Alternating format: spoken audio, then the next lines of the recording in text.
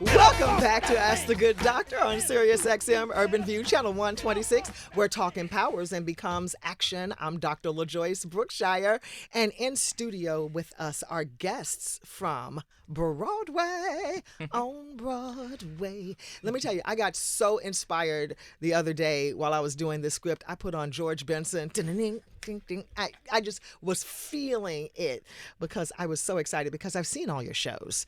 And we've got with us Adrienne Walker, who is Nala from The Lion King, and Chad Burris, Olaf from Frozen, and Jacob Gutierrez, who is Aladdin. Aladdin himself, y'all, the genie from who rubs the, Aladdin. And I want to thank Disney. Thank you, ma'am. Yeah, she's back there. She doesn't want to be recognized. I understand. For making a way for me to see all three of these shows. And it was worth the conversation because after we heard about how music affects the mind, body, and spirit and the human condition, I want to know then why 67% of Americans do not take vacations. And they are not engaging in this type of self-care because this is absolute. This is not an extravagance, which is what we know that people feel that going to see a live show, going to Broadway, going to just see live jazz even, that it's an extravagance. And people are just so busy grinding and what they say, the art of the hustle. They're just doing it so much and so often and so frequently that they can't depart from it enough to take care of themselves. And so while the word self-care is always tossed around very easily, very loosely, I wanted to get to the nitty-gritty of perhaps why people are not enjoying this except for a supreme occasion. I mean, I know grown people who have said that they only have ever seen one Broadway show in their lives and they live in New York City. I think, good Lord. So I have a special question.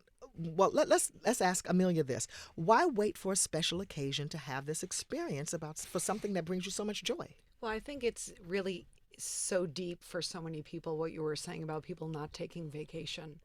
I think once we have created this society for each other that interacting with art is an extra thing instead of part of the diet. You know, I was saying to some of my educator friends today, you know, I work in a school, so we need to make sure all the kids have eaten, that they get some air, that they're outside playing, that they're interacting with art at various times during the day, that they're interacting on an intellectual level and a physical level using their bodies, and they get rest. And that's how we ideally want the children to live.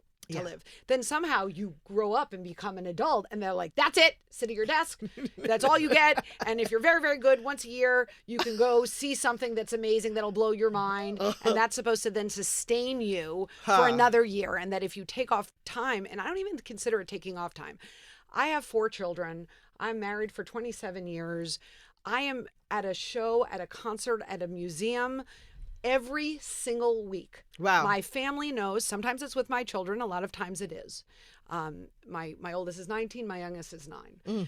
But I need that to have something to share and give in the world. Yes. And people look at me like, how does she have time? And I said, you know, I carve out that time. That's right. Because if I don't have to give. And I think, you know, if you're a performer, you're a giver. In any job, you're giving. You're giving emotionally, you're giving spiritually, you're giving physically. And then what then feeds that? Yes. You know, I just don't know anyone that can live a day. I actually have said this to my students. Try to live a day without any music in your life. Yeah. You will not live a day. No. You just won't. You'll you're either listening to the radio, you're listening to a video, Spotify, Pandora, somebody. Music is in us. We have to interface with music. So I don't know how that divide got so big. And I think, you know, it's going to take kind of where we are right now as a nation of unhealthy people to really look and examine, you know, why we're not feeding ourselves to be our best. That it's not output. And nothing feeds people like art, in my opinion, and physical exercise and spirituality. You know, those are the 3 things mind, body, and spirit that, you know, you have to find. And every person in that triangle has to find what percentage they need. Some a little bit more, some a little bit less. You know, like, you know, I don't love to exercise, but I know I have to, or else I'm not going to be okay. That's right. But I definitely need more art. You know, I always Junkie. say I'm a beauty eater. Mm-hmm. And, you know, the more we I like have that. people who need that in our body, that will self-perpetuate in ways that we cannot even imagine. And I for feel. beauty to be created at this level, we have these artists here today who are at the highest of the level, which are Broadway actors and performers. And I just want to engage about what the blood, sweat, tears, and the sacrifice looks like to be able to entertain us, because it is not without sacrifice. I'm not confused about that. I know. Because which of the three of you is from New York City? None of you. So none of you is here with your family. No. Right? No. So tell us first, come on, Chad, Olaf. I want to call their names. Olaf. What has been your greatest sacrifice? Well, one, talking about this conversation we're having is like giving, is I want to create more other things outside of we do these shows 8 times a week. Yes. So to go and see things, I'm like, man, how do I find the time to go and be a spectator? And because I feel like that is what replenishes us, but there's just not enough time in the week. And you're so blessed to have a job, but at the same time, it's why you got into it. You want to go see things. All your friends are like, have you seen this new thing and this new show that came out? It's amazing. I'm like, I'm sure it is.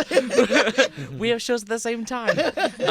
But no, I think about that all the time. I grew up in Arkansas, and so it's far away. There just became a direct flight there. You know, so it's hard to get home, and it's hard because we kind of, even when you're not working, you have auditions and you don't know when they're going to come up. And so to find the time to be like, I don't care if something comes up, I need to do this for me. I need to step away, and I'm going to go home and spend time with my family. And if there's an audition, then I guess it wasn't meant to be. Yes. Or get the insurance on the flight so you can get back early. How about that?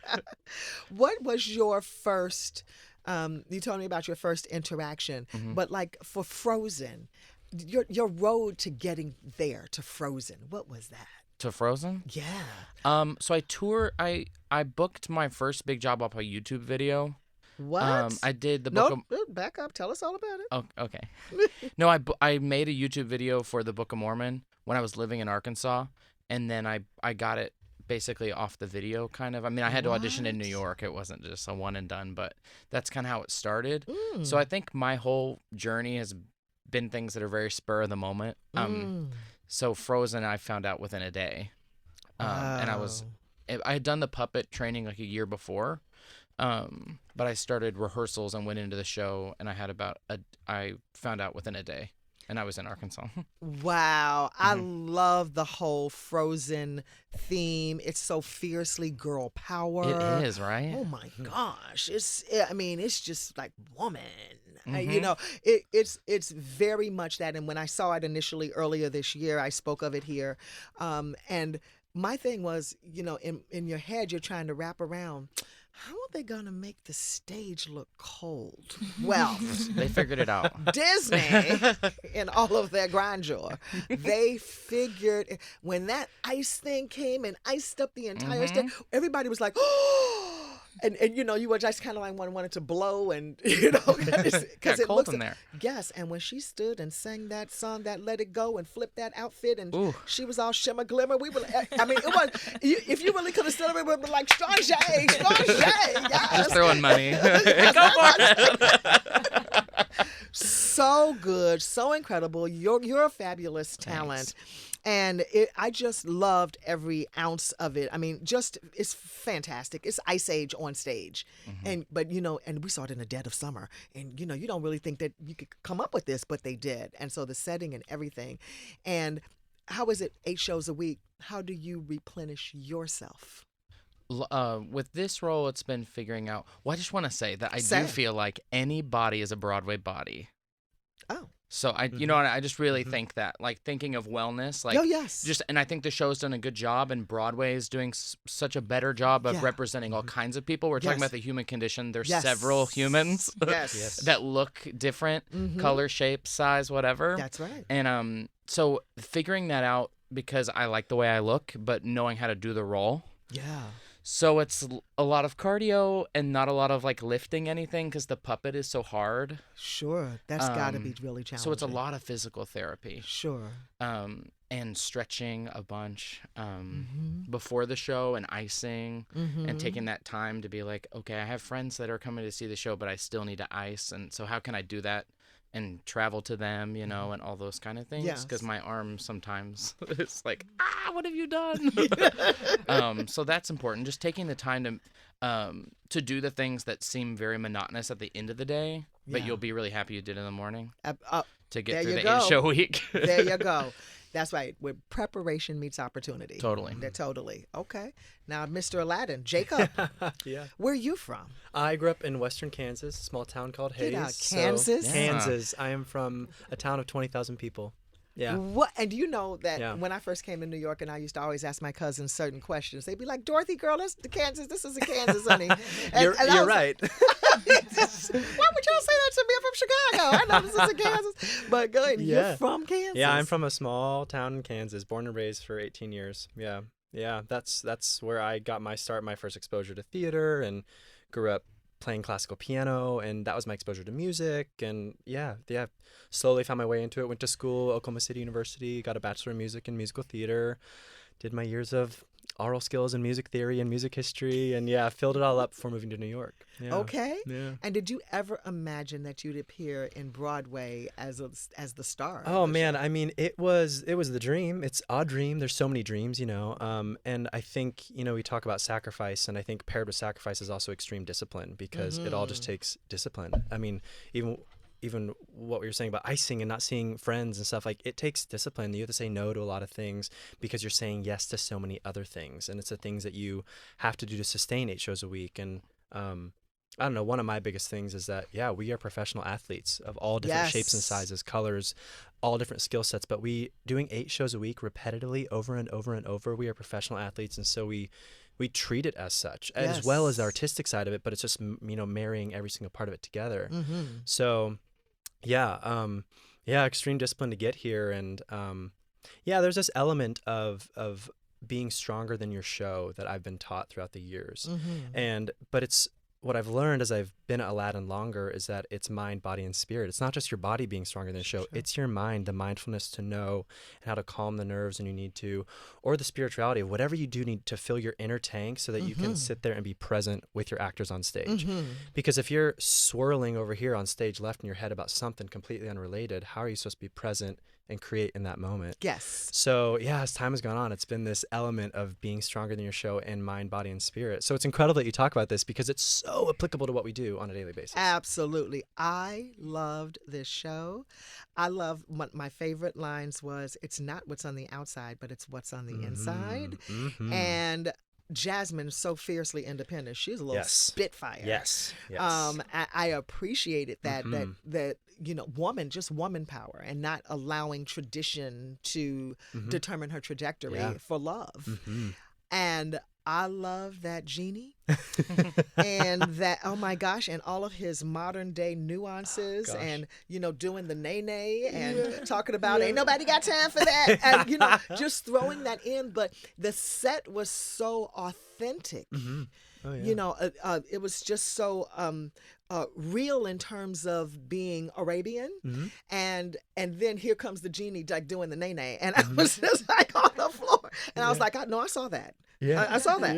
And it's so physical. Oh, I mean, absolutely. like on the first 2 seconds, you're flipping across jumping off of buildings, carts, boxes, moving things. Yeah, it's so physical. And that's where that element of being stronger than your show comes in. Yes. So I mean, for me, it's I'm in the gym 5 days a week, and it's doing different things, whatever my body needs to, you know, just what might be weak or what might need more strength, and just for the endurance of doing it. And so when you're landing on a steel stage, your knees don't give out, you know. That's so right. It's the strengthening, and then it's also like the self-care and the rest.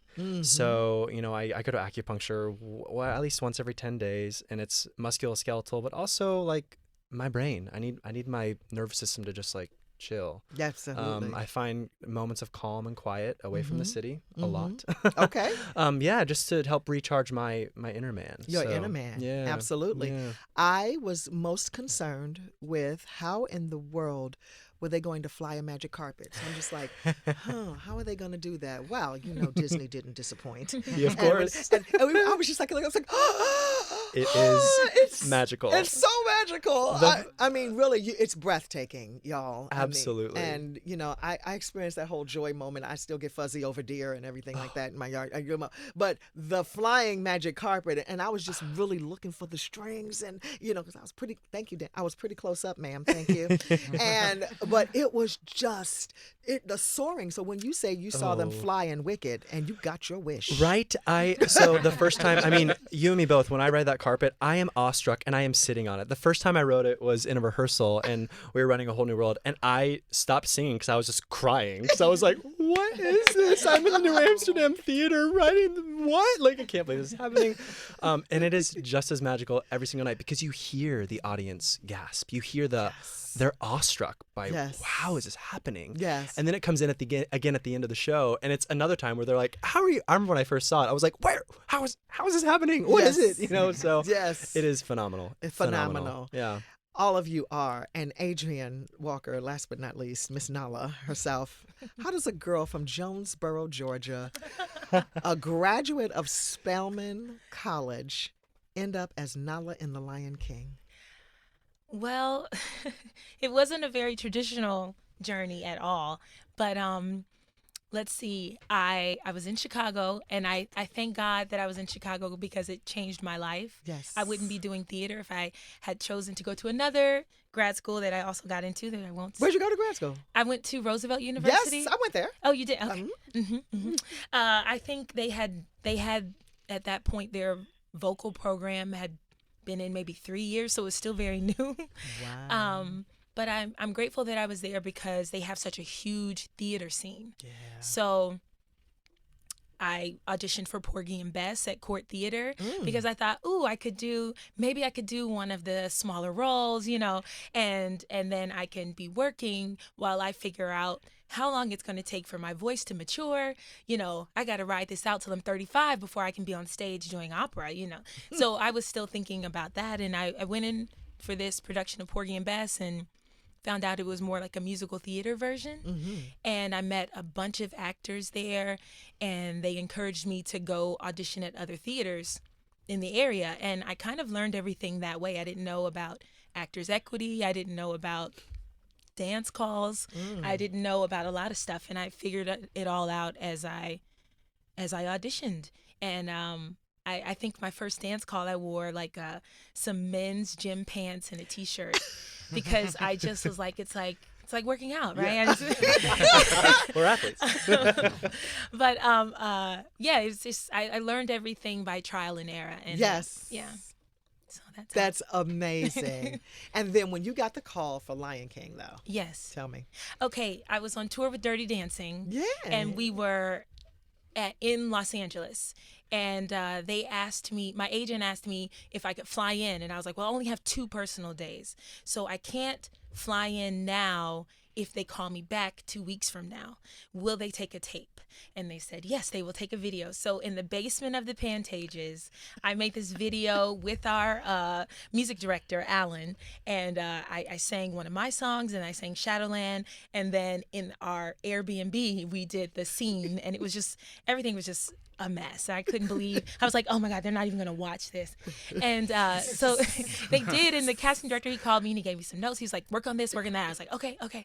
And so about 3 weeks later, I flew in to do the audition, and I was like, it's going to be like a gift from God if I actually book this, because I had to fly overnight after a show, and I got there, changed in the airport, put my makeup on in the taxi, and got there 10 minutes before my audition with all my luggage, because when I came back, I had to go to another city.